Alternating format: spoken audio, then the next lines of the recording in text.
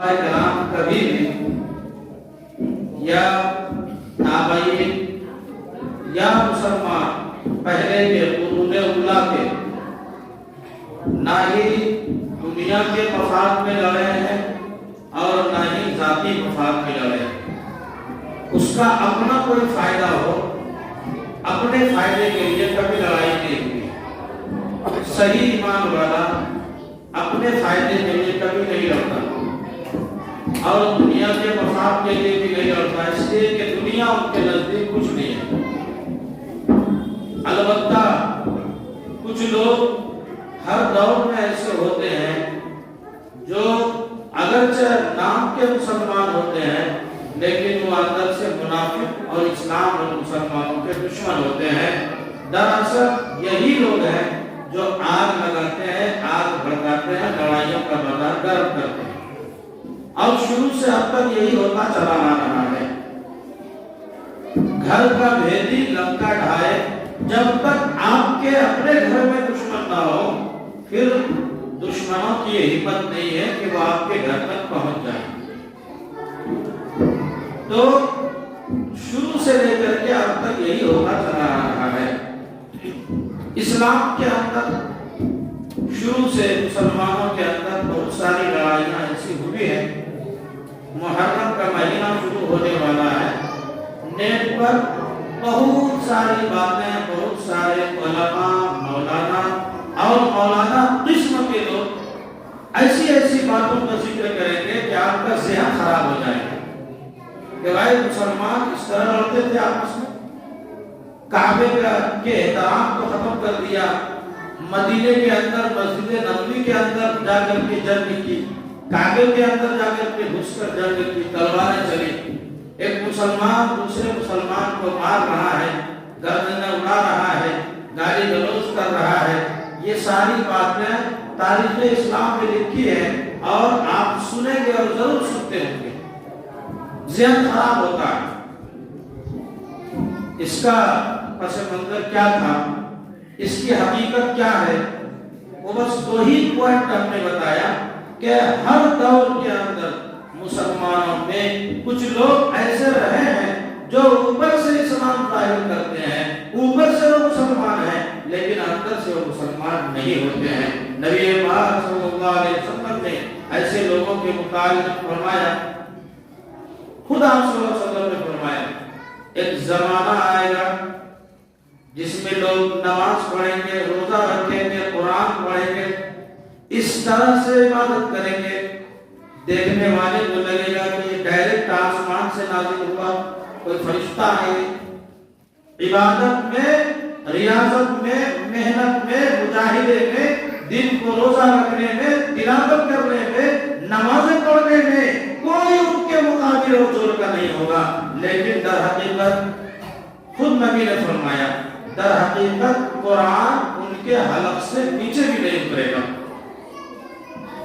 قرآن ان کے حلق سے نیچے نہیں جائے گا. کیا مطلب؟ وہ نام کے دکھاوے کے اعمال کریں گے، قرآن کے بارے میں عقل سے من گھڑت تفسیر کریں گے اور الٹی سیدھی باتیں کریں گے.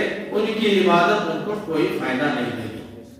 وہ گمراہ ہو جائیں گے، راہ راست سے ہٹ جائیں گے، دین سے پھر جائیں گے اور وہ سمجھیں گے کہ ہم ہی سب سے بڑی عبادت والے ہیں. اور یہ ہوا جب کسی نے قرآن کو اپنی عقل سے سمجھنے کی کوشش کی، قرآن کو خود سے سمجھنے کی کوشش کی، اپنے عقلی گھوڑا دوڑایا قرآن کے اندر، وہ راہ راست سے بھٹک گئے.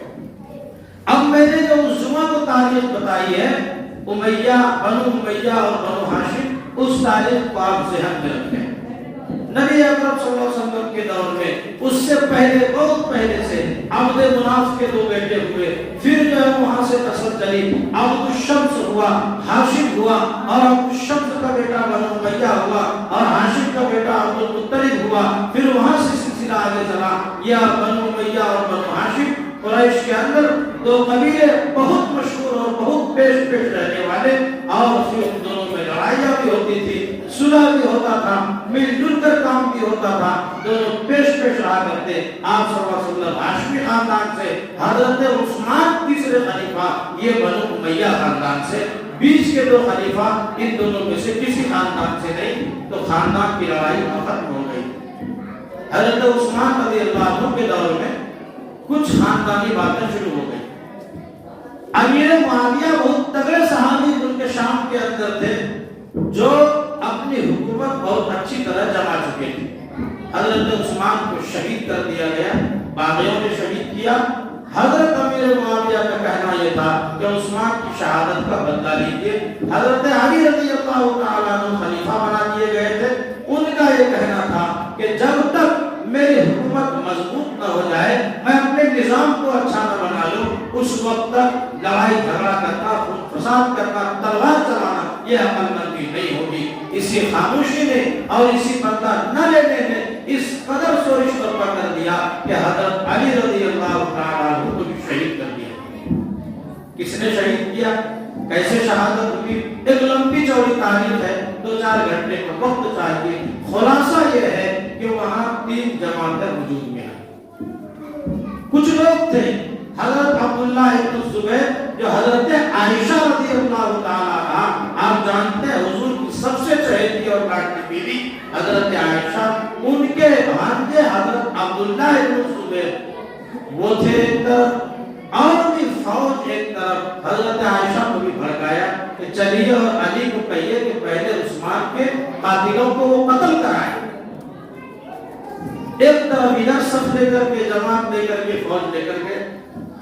امیر معاویہ بنو امیہ خاندان سے تھے جو حضور کے مخالف اپوزیشن خاندان ہے، اور امیر معاویہ بہت مضبوط تھے ملک شام میں، کوفہ میں، بصرہ میں، گرد گرد بہت مضبوط پوزیشن بنا چکے تھے۔ کوفہ میں تو حضرت علی ہیں، لیکن ان کے ماننے والے یہاں بھی کچھ تھے، اور ان کے شام میں تو ایک مضبوط پوزیشن تھی۔ کوفہ کے سارے لوگ حضرت علی کے ساتھ تھے، کچھ لوگ ایسے تھے بعد میں بتاؤں گا جنہوں نے ان کا ساتھ دیا۔ بہرحال حضرت علی رضی اللہ تعالیٰ عنہ کو 3 فوج سے لڑائی کرنی پڑی۔ ایک فوج حضرت عائشہ کی، جن کو جنگ جمل کہا جاتا ہے، اونٹوں والی لڑائی، اونٹ پر چڑھ کر کے لوگ زیادہ آئے، حضرت عائشہ بھی اونٹ پر تھی، اسی کو جنگ جمل کہا جاتا ہے۔ جمل کے معنی ایک طرف نبی کی بیوی عائشہ، ایک طرف حضور کے داماد حضرت علی، اور دونوں میں فوج کشی ہو رہی تھی۔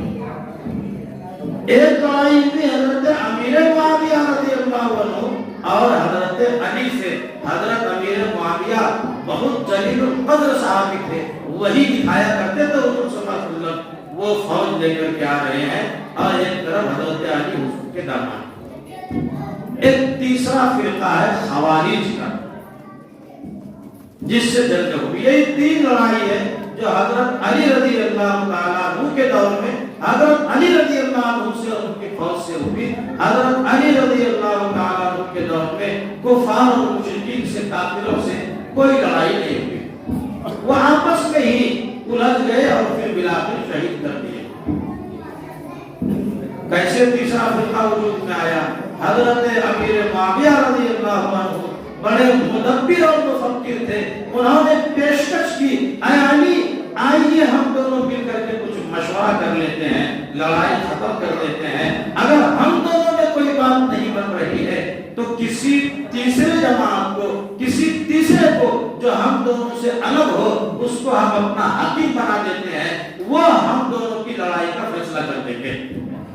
حضرت امیر معاویہ نے پیشکش کی، حضرت علی رضی اللہ عنہ نے اس کو قبول کر دیا۔ بات سمجھ میں آ رہی ہے؟ کبھی کبھی تاریخ کی سمجھیے، اسلام کی کیا تاریخ نہیں ہے، ورنہ آپ کے ذہن کو بہلا دیا جائے گا۔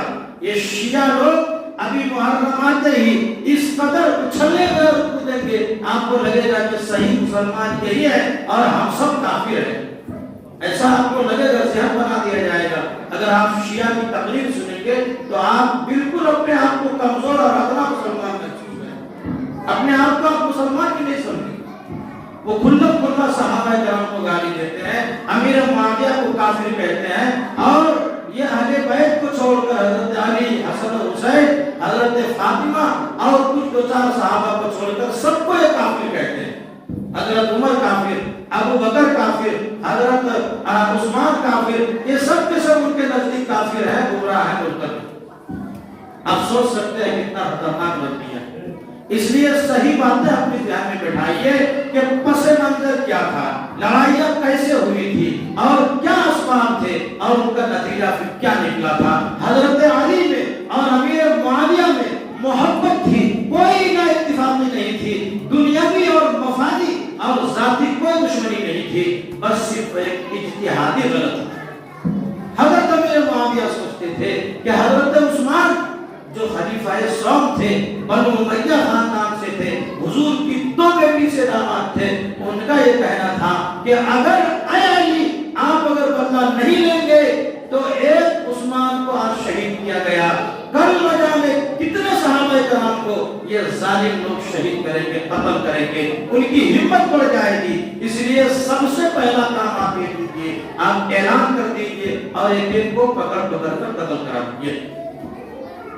لیکن حضرت علی کے سامنے نمبر ایک کوئی شرعی گواہ نہیں تھا جس نے دیکھا ہو کہ حضرت عثمان کو کس نے قتل کیا، نمبر دو ابھی وہ حاکم بنے ہی تھے، اور جب حاکم کوئی بنتا ہے، کسی کی حکومت بنتی ہے تو بہت سارے نظام کو پہلے سمیٹنا پڑتا ہے، کس کو چیف منسٹر بنایا جائے، کس کو کس اسٹیٹ کا گورنر بنا دیا جائے، کس کو کہاں کا خلیفہ بنایا جائے، کیسے نظام کو سسٹم کو چلایا جائے، خزانے کا وزیر کون ہو، یہ سارا انتظام پہلے کرنا پڑتا ہے۔ حضرت علی یہی کہہ رہے تھے کہ کچھ دن خاموش رہیے، کچھ دن ابھی ہم کو ایک انتظام سنبھالنے دیجیے۔ ادھر ان کی جدوجہد تھی کہ جلدی کیجیے، ادھر یہ خاموش تھے، بس یہی ایک اجتہادی غلطی تھی۔ دونوں کے ماننے والے آگے بڑھے، لڑ پڑے اور 70,000 سے زیادہ مسلمان شہید۔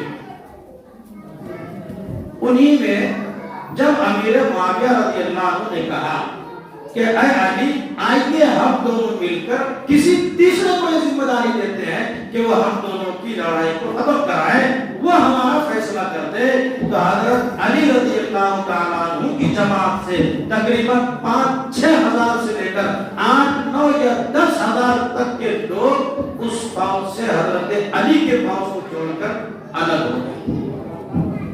آپ نے کیوں مان لیا اس بات کو؟ اس نے قرآن سے اپنی دلیل پیش کی اور کہا قرآن کریم میں ہے الا للہ، حکم صرف اللہ کا چلے گا، کوئی تیسرا اور دوسرا اس زمین پر حاکم نہیں ہو سکتا، حاکم صرف اللہ کی ذات ہے، فیصلہ اسی کا چلے گا۔ یہ اپنی دلیل دے دی اور کہا کہ علی نے امیر معاویہ کی اس بات کو مان لیا کہ کسی تیسرے کو ان دونوں کی لڑائی کا حاکم بنایا جائے، فیصلہ کرنے والا بنایا جائے، حالانکہ صحیح حاکم تو اللہ ہے۔ اس لیے علی نے قرآن کا انکار کیا اور علی کافر ہو گئے۔ اب علی کی جماعت میں رہنے کا کوئی فائدہ نہیں، بلکہ اس سے الگ ہو جانا فرض اور ضروری ہے، اور علی واجب القتل ہو گئے۔ جو قرآن کا انکار کرتے قتل کرنا ضروری ہے، یہ قرآن سے ان خارجیوں میں دلیل دی، ان کو خارج کہا جاتا ہے، یہ حضرت علی کی جماعت سے خارج ہو گئے، الگ ہو گئے۔ 6-7 ہزار کی فوج تھی اور انہوں نے مضبوط ایک پوزیشن بنائی اور پھر کہیں کہیں پر انہوں نے حکومت بھی بنا لی۔ اس میں بڑے بڑے تیر تلوار چلانے والے بڑے بڑے جنگجو اور بہادر تھے جو حضرت علی کی فوج سے الگ ہوئے تھے، انہوں نے بغاوت کر دی اور قرآن کو اپنے عقل سے سمجھنے کی کوشش کی۔ یہی وہ لوگ ہیں جن کے بارے میں حضور نے فرمایا تھا کہ یہ قرآن پڑھے گا، یہ نماز پڑھیں گے، عبادتیں کریں گے، لیکن ان کے حلق کے نیچے بھی قرآن داخل نہیں ہوگا۔ ان کی زندگیوں میں داخل ہونا دور کی بات، نجات کرانا دور کی بات ہے، ان کے حلق سے نیچے بھی قرآن نہیں اترے گا۔ یہ قرآن پر عمل کرنے والے نہیں ہوں گے، یہ ظاہری طور پر دکھانے کے لیے عمل کریں گے، حقیقت میں یہ مسلمان نہیں ہوں گے، اوپر سے وہ معاملہ بچائیں گے، اپنے آپ کو مسلمان کہیں گے، لیکن یہ مسلمان نہیں ہوں گے۔ اس کا کیا مطلب ہے؟ ہم اور آپ بھی اس پوائنٹ پر غور کریں کہ اگر ہم دین کے ہر جز پر عمل نہ کریں، قرآن کو سمجھے بغیر، حدیث کو سمجھے بغیر، صرف اپنے اپنی عبادت پر بھروسہ کر لیں، اپنی نماز پر بھروسہ کر لیں، اپنے تہجد پر بھروسہ کر لیں، اپنے روزے پر بھروسہ کر لیں، اپنی نیک عبادت پر ہمیں اس طرح بھروسہ ہو جائے کہ ہم قرآن حدیث سمجھے بغیر یا قرآن کو اپنے عقل سے سمجھنے لگے اور اپنی عبادت کو کافی سمجھے، تو حضور نے فرمایا کہ یہ کافی نہیں ہوگا۔ نماز پڑھنے کے باوجود، روزہ رکھنے کے باوجود، عبادتیں کرنے کے باوجود سارا کام ہوگا لیکن پھر بھی تم جہنم کے حقدار ہو جاؤ۔ انہی لوگوں کے بارے میں فرمایا کہ یہ قرآن پڑھیں گے، یہ سب کچھ کریں گے، عبادتیں کریں گے، اور واقعی یہ لوگ عبادت کرتے تھے، تہجد پڑھتے تھے، نمازیں پڑھتے تھے، قرآن شاندار پڑھتے تھے، سب کچھ کرتے تھے، پھر بھی یہ علی رضی اللہ عنہ کو کافر کہہ کر کے الگ ہوئے۔ اور یہی لوگ ہیں، انہی کے گروہ کے 3 لوگوں نے مل کر حضرت علی رضی اللہ عنہ کو شہید کیا، اور دردمندی کے ساتھ، سفاکیت کے ساتھ ابن ملجم نے فجر کی نماز پڑھنے حضرت علی تشریف لے جا رہے تھے، زہر آلود چھرا اور زہر آلود تلوار پیشانی پر مار کر آپ کو شہید کیا۔ یہی نمازی لوگ تھے، روزے دار لوگ تھے، یہی قرآن پڑھنے والے تھے، کوئی اور نہیں تھے۔ پوائنٹ کو سمجھیے، حضرت علی شہید کر دیے گئے، اس خیر وہ جماعت آج تک موجود ہے، یہ خارجی جماعت آج تک موجود ہے، عرب میں اور بھی کہیں کہیں آج تک یہ جماعت موجود ہے۔ بہرحال حضرت علی رضی اللہ عنہ کی شہادت کے بعد اور وہ لڑائی، حضرت امیر معاویہ کی لڑائی، مسلمانوں کی لڑائی، وہ تمام لڑائیاں پھر ختم ہو گئی، سب لوگ آپس میں شرمندہ ہوئے، سب کے سب مل گئے۔ اگرچہ مسلمانوں کی ایک بہت بڑی تعداد قتل ہوئی، شہید ہوئی، صحابہ بھی شہید ہوئے، تابعین بھی شہید ہوئے، بڑے بڑے علماء شہید ہوئے، لیکن بعد میں پشیمانی ہوئی، شرمندگی ہوئی، اور بعد میں جنگیں ختم ہوئی، لیکن مسلمانوں کا قتل کا، شہادت کی لمبی لائنیں لگ گئی اور ایک دریا بہہ پڑا، خون سے دریا کے پانی بھی رنگین ہو گئے۔ ایک المناک دور ہے۔ حضرت علی رضی اللہ عنہ کے بعد اب خلیفہ بنائے گئے حضرت حسن رضی اللہ تعالیٰ عنہ، حضرت علی کے بڑے بیٹے حضرت حسن رضی اللہ تعالیٰ۔ نبی اکرم صلی اللہ علیہ وسلم نے بہت ساری پیشین گوئی فرمائی تھی، میں بھی بتاؤں گا۔ حضرت حسن رضی اللہ تعالیٰ عنہ نے دیکھا کہ مسلمانوں کے خون کو بہانے کا سلسلہ جاری ہے، مسلمان آپس میں کٹ رہے ہیں، اور ایسی لڑائیاں جاری ہیں، ایسی خون ریزی جاری ہے کہ اب حکومت کی لڑائی، خاندان کی لڑائی اور بھی کسی قسم کی لڑائی سے ہمیں پرہیز کرنا چاہیے، ورنہ یہ دروازہ اگر کھل گیا تو قیامت تک جتنی لڑائیاں ہوں گی ان لڑائیوں کا صحرا اور ان کی نحوست ہم سب کے سر پر جائے گا۔ حضرت حسن رضی اللہ تعالیٰ عنہ نے حضرت امیر معاویہ جو اس وقت ملک شام کے گورنر اور بڑے تگڑے صحابی، بڑی مضبوط پوزیشن میں، ان کے سامنے پیشکش کی اور کہا کہ ہم آپ سے مصالحت کے لیے تیار ہیں۔ حضرت امیر معاویہ نے بھی کچھ لوگوں کو بھیجا تھا کہ جاؤ حسن کو کہو کہ کسی طرح مصالحت ہو جائے اور لڑائی کا دروازہ یہاں سے بند ہو جائے۔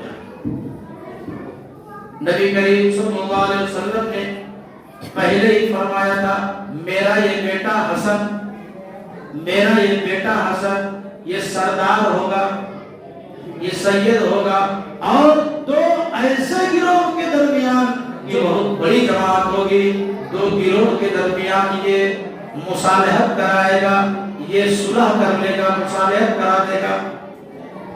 اس پیشین گوئی کا نتیجہ تھا کہ حضرت حسن نے خلیفہ بنائے جانے کے باوجود تقریباً 5.5 یا 6 مہینے تک حضرت حسن بھی امیر رہے ہیں، مسلمانوں کے بادشاہ رہے ہیں، اس کے باوجود انہوں نے حضرت امیر معاویہ رضی اللہ تعالیٰ عنہ کو اپنا بات کو پیش کر دیا اور کہا کہ آپ ہی تمام مسلمانوں کے حاکم رہیے، اب اس لڑائی کو ختم کر دیجئے، خاندانی لڑائی بھی ختم، حکومت کی لڑائی بھی ختم، کوئی کرسی کی لڑائی نہیں ہوگی، بس ہمارے جو ہم حقوق بنتے ہیں وہ ہمیں دے دیجئے گا، اور نبی کی طرز پر حکومت کیجیے، صحیح فیصلہ کیجیے، مسلمانوں کے درمیان بھی اور انسانوں کے درمیان بھی، ہر ایک کے درمیان صحیح فیصلہ کیجیے، امن و امان قائم کیجیے، غم و غارت گیری کا، لڑائی کا، فتنے کا دروازہ بند کر دیجیے اور اسلام کی دنیا بھر میں اشاعت کیجیے۔ انہی شرائط کے ساتھ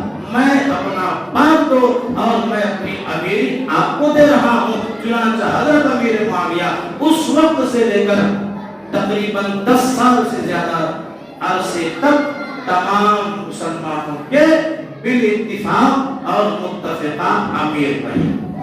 اس کے بعد پھر کوئی خاندانی لڑائی نہیں، کوئی حکومت اور کرسی کی لڑائی نہیں۔ حضرت امیر معاویہ رضی اللہ عنہ نے زبردست طریقے سے حکومت کی اور تقریباً دنیا کے آدھے حصے سے کم و بیش حکومت اسلام کو اور اسلام کے جھنڈے کو لہرایا اور ایک ایسے نظام کو جاری کیا جس میں دنیاوی ترقی بھی تھی اور آخرت کے اعتبار سے بھی انسانوں کو جنت کی طرف کھینچ کر لائے۔